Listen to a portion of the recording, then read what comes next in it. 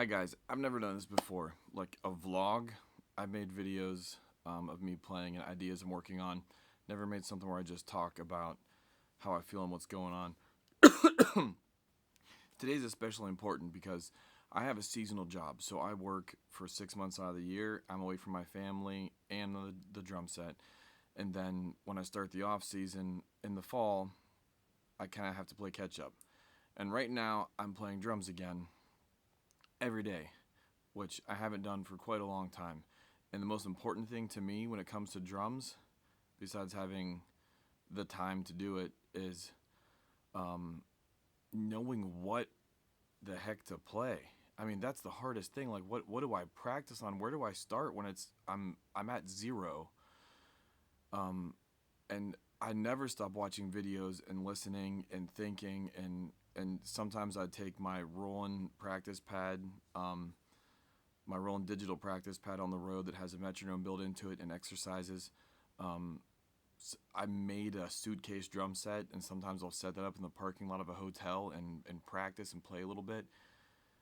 But that's not getting into my soul and digging up influences and inspiration for me to play. It's when I approach a drum set every day. And that's what I want to talk about is inspiration.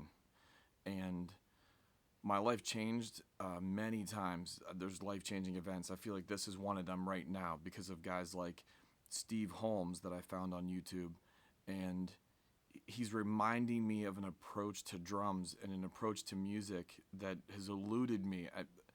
I know it's there. I've seen it. I've heard it. I know it exists, but I've stopped reaching and attaining for it. And today I'm back on track. Today I feel like I get it now. Um, I mean, my life changed when I read Kenny Warner's book, Effortless Mastery. When I saw guys play in college that, whether it was drummers or other musicians that would play in like a meditative state, that would play in this effortless way, this beautiful way of playing.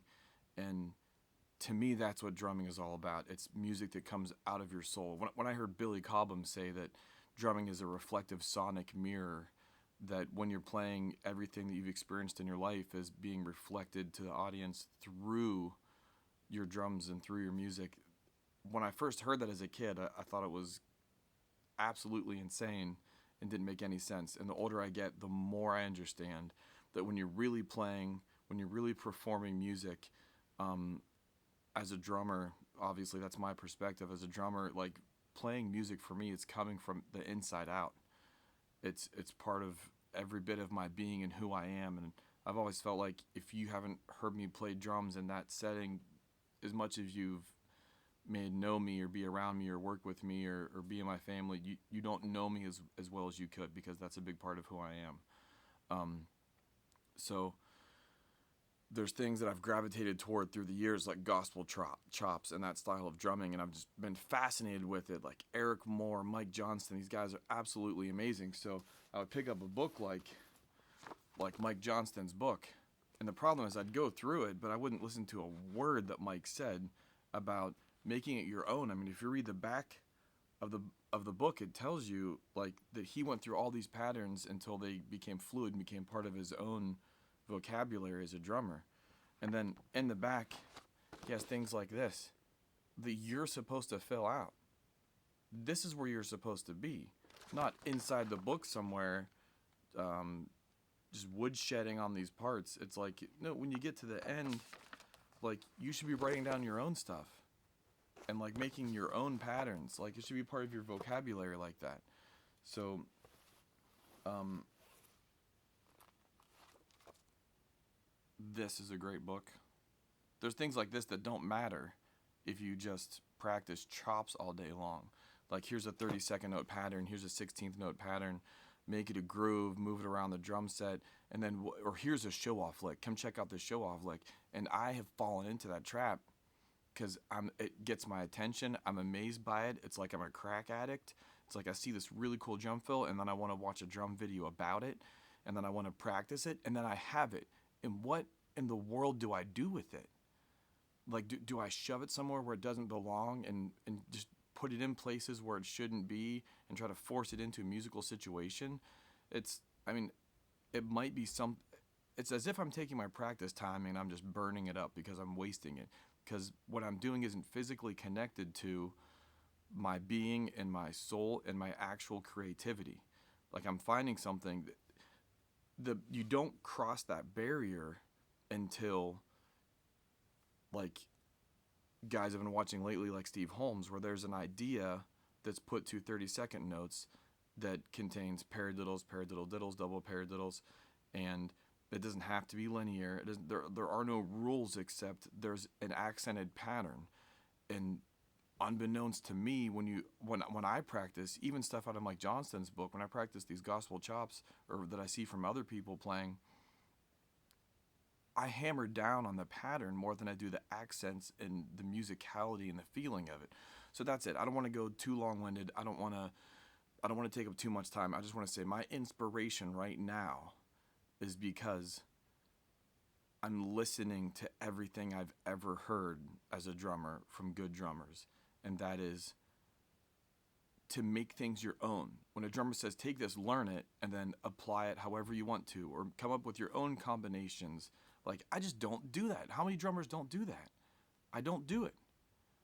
I might play, there are things I've learned from, um, Rudiment Grooves that Berkeley Press put out, a book that Berkeley Press put out, um, by Rick Considine, and that book was amazing. And there's some awesome patterns. You listen to the CD, you find your patterns, you look in the book.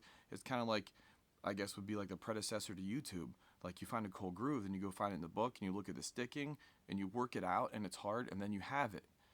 But if I have it for 5 years, for 6 years, and I'm always working on it, then it will find its own way to come out of my playing automatically. Automatically, it'll just slip into my playing without me thinking about trying to fit in this cool crossover sticking groove or this show off lick. Like those phrases are kind of like they just seem disgusting after a while. Like the creativity is kind of out of those. When you have a framework that you can apply an idea to and then make it your own, like hold on to it, meditate on something long enough that it becomes your own and you can be creative with it, then I feel like you're being a musician. Then you're playing at a next level because it's not, oh, that's a Steve Weckl lick, or oh, like you're instead of putting a name to something and you know it when you play it, you're playing someone else's pattern, which it's good to learn those and it's good to use those ideas as inspiration and to get over coordination problems and movement problems. But when something always belongs to somebody else, then what are you supposed to do with it? You always feel like it's somebody else's. So what I'm doing now is I'm taking patterns that are in Mike Johnston's book and I'm applying Steve Holmes' idea of paradiddles and paradiddle diddles and double paradiddles, and I'm putting it inside that framework so I'm not just chopping out singles with single and double bass drum notes in the middle. I'm challenging myself and I'm rewriting these patterns in a 30-second note framework, and then I'm cutting them in half and practicing the first half by itself at a slow tempo, the second half by itself. I'm digging into these parts, I'm meditating on them, I'm letting them become part of my movement and sink into my mind. And as I'm doing that today, they start to become completely different creations where the sticking stays the same, the movement, the accent, all of that starts to change depending on how I feel and what I'm playing and what my ear might pick up while I'm playing, and then be inspired to do this or inspired to play it that way. When I initially write out these patterns, I purposely put in some like alternated sticking in it where I might have a paradiddle diddle on the right hand and then a left paradiddle. There might be two bass drum notes in between. And that's something I don't see in any kind of gospel chop, except when I see guys like Eric Moore play. And then I wonder, how is he pulling that off? What is he doing? Like, or I'm watching different drummers play, and there's so much action on the snare drum that I don't understand the pattern. Like Vinny Colaiuta is just blasting through these notes, and it's so musical because of the dynamics, because of the placement and the feel and the phrasing. And I think those things have just, like, I'm too smart to have not realized it by now. But I think I've just been caught in the trap of this. This seems enticing. I'm going to learn just that.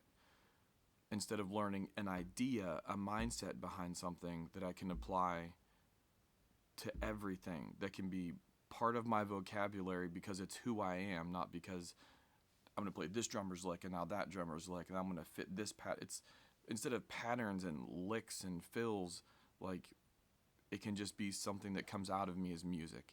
That's my goal, and these are the things that are inspiring me to play drums today.